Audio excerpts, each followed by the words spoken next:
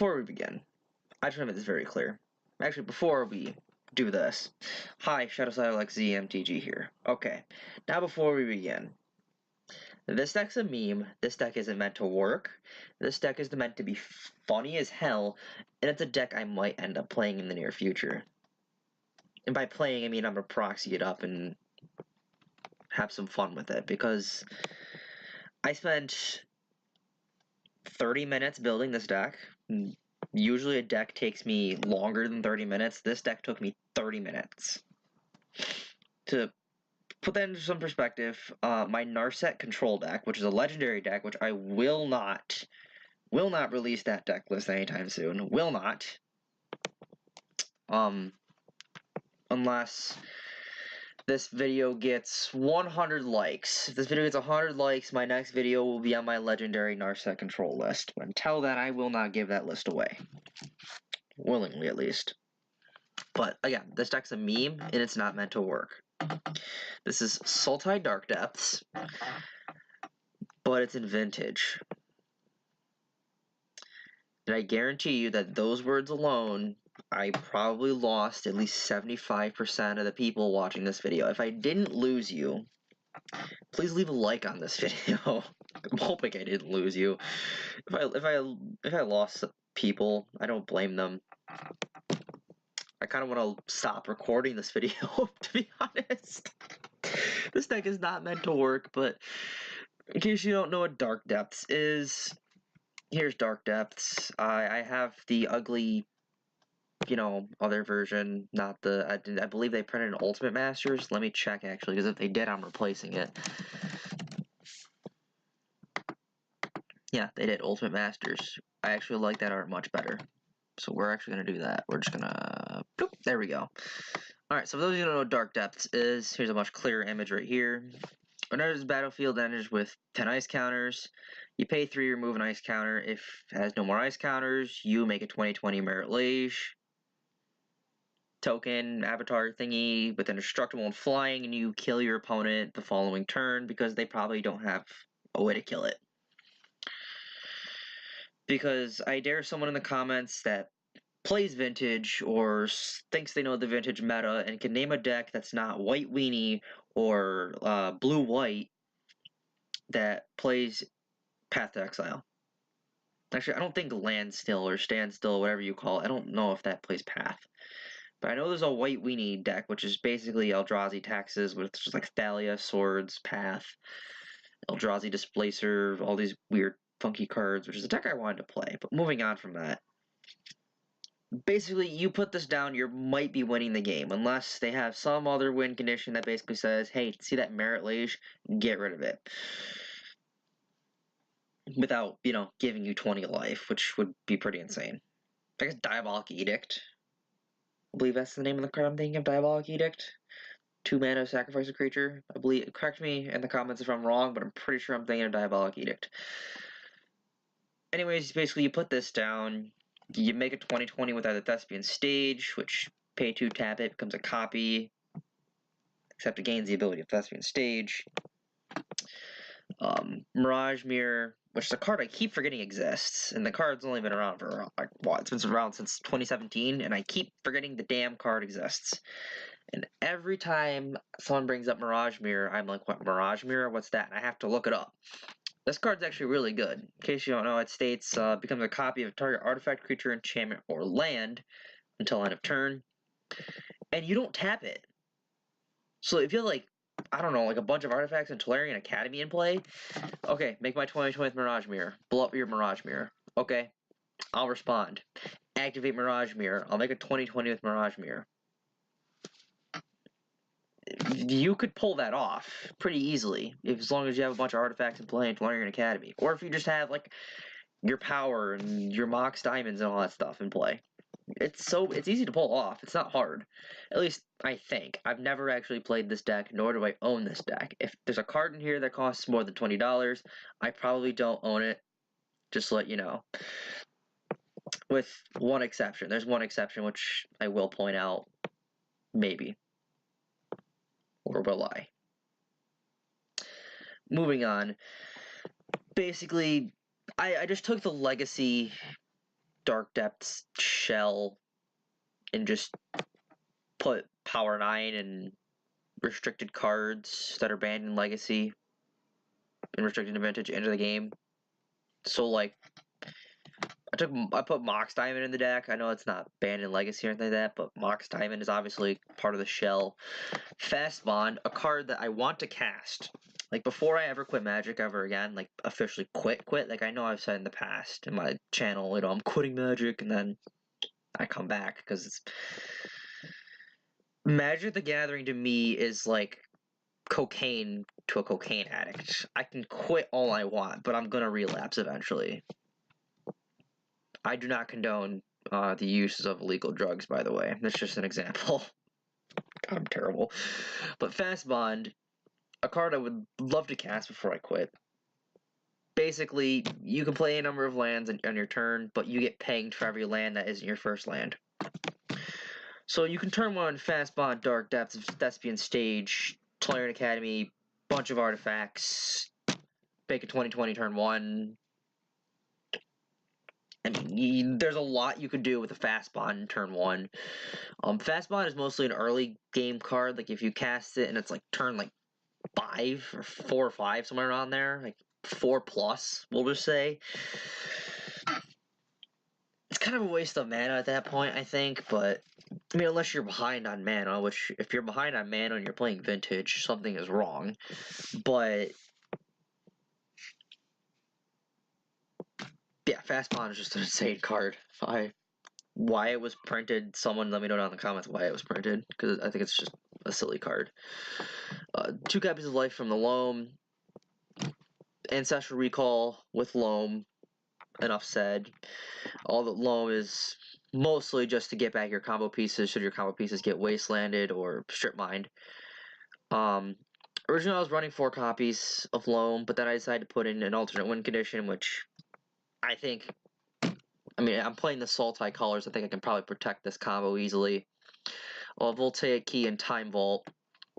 In case you don't know what that combo is, basically you put this down, and then you put this into play, you use this, untap this, take an extra turn, untap, you activate this, target this, tap it, take an extra turn, and then you just do that till your opponent basically pulls out a gun and just blows your brains out because you just did that.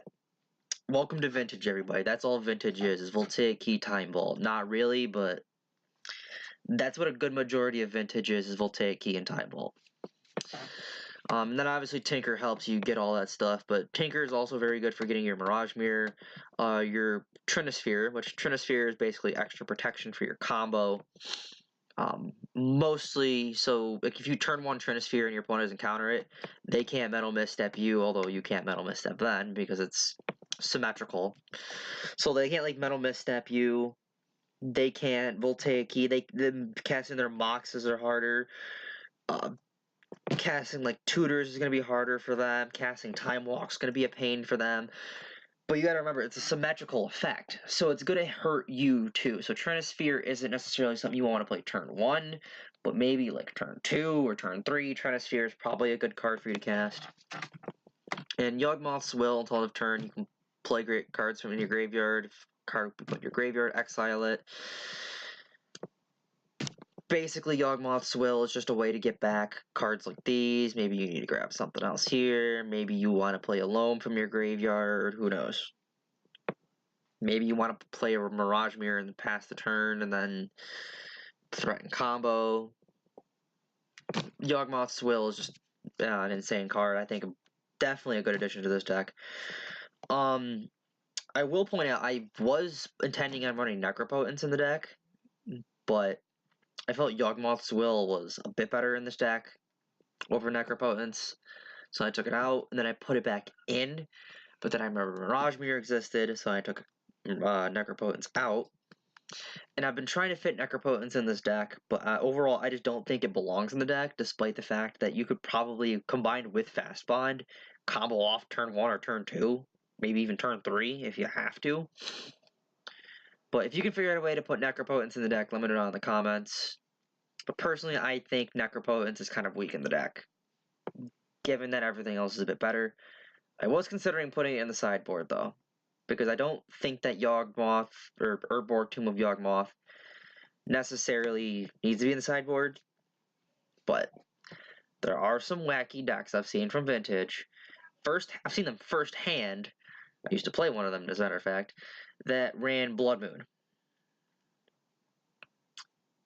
And those are disgusting. Obviously, you know, Urborg doesn't counter Blood Moon, but then I've also seen Alpine Moon, or whatever the hell it's called. Like Alpine Moon, whatever the hell. Yeah, we're gonna look that up. I'm pretty sure it's called like Alpine Moon or something like that. Yeah, Alpine Moon. I was right. Basically, choose a non-basic land card. Lose all types and then gain add 1 mana of any color to their mana pool. That's nice. I've seen those kinds of cards out there in Vintage. I've also seen another amazing card. And I expect most of these cards, Blood Moon, Alpine Moon. What I didn't expect is cards like this to pop up. I don't expect cards like this to pop up ever. I really don't. But apparently in Vintage people play this card.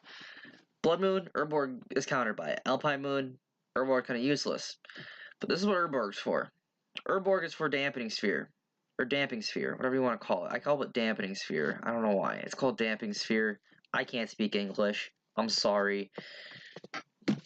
I can actually speak English. Anyways, basically what this card does, if a land is tapped for 2 or more mana, it produces colorless instead of any other type and amount. So if I have an Urborg in play with Tolarian Academy, my Tolarian Academy can essentially become an extra swamp. Because Urborg just makes every land a swamp. It's also good for Dark Depths, because it makes Dark Depths a swamp. It makes Strip Mine a swamp. It makes Wasteland a swamp. Urborg is mostly a, hey, I'm expecting you to play Damping Sphere, so I'm going to put this card in to prevent you from totally screwing me over. Although, granted, its other effect does screw me over a bit, but I put a Trinisphere in play. It's going to make lives worse, which I was tempted to put Damping Sphere in the deck, but I went with Crucible of Worlds. What are you going to do? Speaking of Crucible of Worlds, the sideboard, Crucible of Worlds. 2 copies of them. You can play lands from your graveyard. I mean, it's basically another Yawgmoth's Will / Life from the Loam. The only difference being Crucible of Worlds is an artifact. You can blow up Crucible of Worlds fairly easily. Artifact hate is one hell of a thing in Vintage. 2 copies of Flusterstorm. Storm decks. That's what Flusterstorm is for. It's in the name. It's for storm decks. Paradoxical Outcome, Tendrils of Agony, those kind of decks. I actually used to play Paradoxical Storm, which was a 3-color or 4-color storm deck with the alternate win condition of Monastery Mentor. But basically, in Treat the Angels? Was it Treat the Angels in the deck too? It might have been. I don't remember. But basically, it was just Paradoxical Outcome, bounce all my stuff, play it all, Paradoxical Outcome again, bounce all my stuff, put it all into play, Tendrils of Agony, you for 40, kill you. That's what Flusterstorm is for. It's for Tendrils of Agony, and if you get into a big counter fight, but it's mostly for Tendrils of Agony. 2 copies of Grafdigger's Cage. Because Dredge exists in Vintage, and it's just so much fun. Reanimator-ish kind of strategies exist. Grixis Thieves, even, I guess you can justify Grixis Thieves a little bit.